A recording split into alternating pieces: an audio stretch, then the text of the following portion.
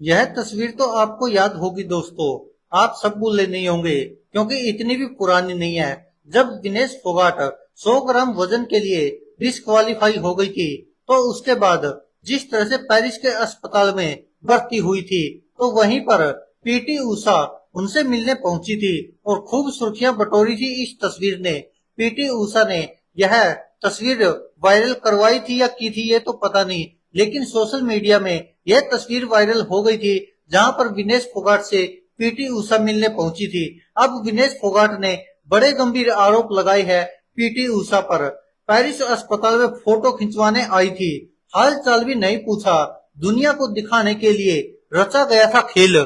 ये आरोप लगाए हैं विनेश फोगाट ने पीटी उषा पर। जी हाँ दोस्तों, आप सबको पता है कि अभी कुछ दिन पहले ही विनेश फोगाट और बजरंग पूनिया ने कांग्रेस पार्टी ज्वाइन की है, लेकिन उससे पहले विनेश फोगाट के साथ पूरे देश की सहानुभूति थी। जिस तरह से विनेश फोगाट गोल्ड मेडल जीतने से रह गई थी, मात्र 100 ग्राम वजन के कारण डिस्क्वालीफाई हो गई थी। हालांकि सवाल उठे थे बहुत सारे, किसान नेताओं ने भी सवाल उठाए थे, हरियाणा के खाप चौधरियों ने भी सवाल उठाए थे कि आखिरकार जो साथ में टीम गई हुई थी वो क्या अचार खाने के लिए गई थी। अगर विनेश फोगाट का 100 ग्राम वजन ज्यादा हुआ तो ये जिम्मेदारी किसकी थी। हालांकि भारतीय जनता पार्टी के समर्थक इसको लेकर कहते रहे कि ये खुद विनेश फोगाट की गलती है, विनेश फोगाट की जिम्मेदारी थी, लेकिन अब सच्चाई धीरे धीरे सामने आने लगी है। विनेश फोगाट ने आरोप लगाए कि हमारे देश में तो राजनीति हुई हुई है, वहां जाकर पेरिस में भी हमारे साथ राजनीति हुई है, ये आरोप विनेश फोगाट ने लगाए है। हालांकि आप सबको पता है कि विनेश फोगाट अब कांग्रेस की तरफ से जींद के जुलाना सीट से चुनाव लड़ रही है और उन्होंने नामांकन भी दाखिल कर दिया आज। और आप सबको पता है कि विनेश फोगाट देश में ही नहीं बल्कि पूरी दुनिया में पहलवान के तौर पर जानी जाती है, और जिससे कि आप समझ सकते हैं भारतीय जनता पार्टी के एक सांसद ब्रिजभूषण शरण सिंह पर आरोप लगे थे, तो उस आंदोलन की अगुवाई कर रही थी विनेश फोगाट, बजरंग पुनिया और साक्षी मलिक। जिसके बाद के अब विनेश फोगाट और बजरंग पुनिया ने कांग्रेस ज्वाइन कर ली है।